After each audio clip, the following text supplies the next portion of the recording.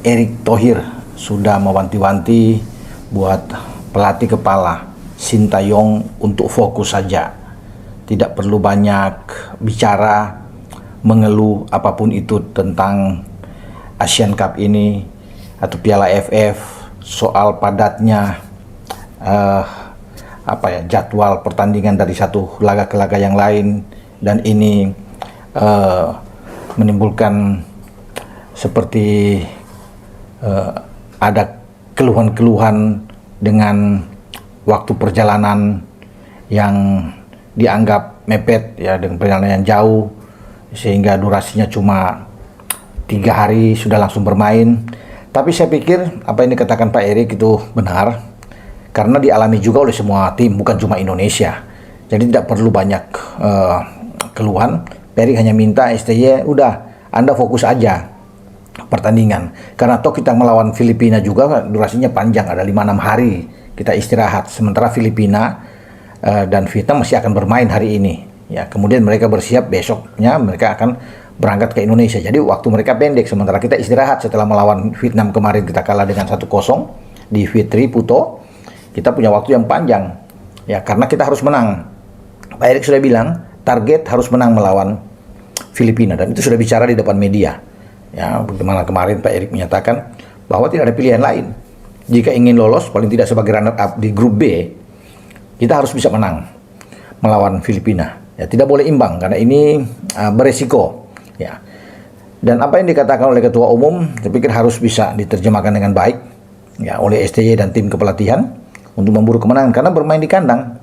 Kita akan bermain pada tanggal 21 Desember yang akan datang di Stadion Manahan Solo. Dan jangan lagi seperti ketika kita ditahan imbang oleh Laos ya, dan hampir kalah saat itu, sehingga ini kesempatan yang harus dimanfaatkan dengan baik ya. Sudah main di kandang tapi kita kembali bermain yang kurang begitu bagus. Pak Erick masih terkesan dengan penampilan kemarin, walaupun kalah melawan Vietnam. Pak Erick tetap akui bahwa itu anak-anak muda bermain dengan disiplin yang sangat tinggi, menghadapi tim yang senior yang sudah matang, yang dari tahun ke tahun mereka bersatu, tapi mereka susah payah juga untuk bisa menembus pertahanan timnas kita, dan mereka menang dengan 1-0. Dan ini juga dipuji oleh media-media Vietnam bahwa pertahanan Indonesia bagus, anak-anak muda punya harapan ke depan. Ya, mereka memuji penampilan tim muda kita. Besok kita akan berangkat ke Solo untuk mempersiapkan diri menghadapi Filipina. Filipina nanti menjamu Vietnam. Posisi mereka 2 poin setelah ditahan imbang 1-1 ya oleh Laos. Sebelumnya mereka bermain imbang juga di kandang oleh Myanmar. 2 poin ini terasa memang bagi mereka harus bekerja keras. Makanya dituntut sebelum ke Indonesia, mereka harus bisa memaksimalkan laga melawan Vietnam. Diakui bahwa bagi Kike Linares dan kawan-kawan ini laga yang sulit. Tetapi mereka punya keuntungan bermain di Rizal Memorial. Nah, kalau mereka menang melawan Vietnam, mereka lebih diuntungkan ketika datang ke Indonesia. Dengan nilai 5, kita 4 poin, kita tidak punya pilihan. Sementara bagi Filipina cukup bermain imbang untuk menyingkirkan Indonesia. Sementara kita harus bisa menang sehingga kita bisa menyingkirkan Filipina. Ini harus diwaspadai ya.